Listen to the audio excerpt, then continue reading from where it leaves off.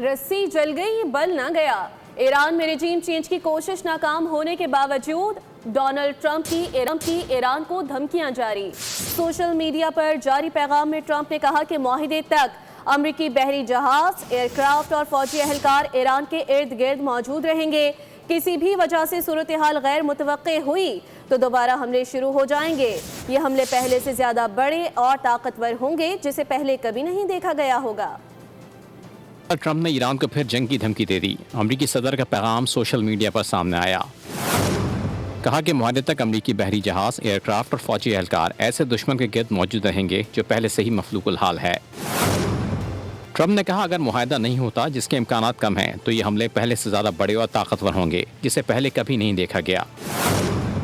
Donald Trump कहते हैं पहले ही तय हो चुका था कि ईरान के पास जौहरी हथियार नहीं होंगे और आबनाए हुर्मुज़ खुली और महफूज रखी जाएगी। उन्होंने मजीद कहा कि अमरीकी फ़ौज इस दौरान अपनी भरपूर तैयारी और आराम कर रही है। अमरीकी फ़ौज दर हकीकत अपने अगली फतह की मुंतज़िर है। सब्सक्राइब करें और बेल दबाएं ताकि कोई खबर रह न जाए।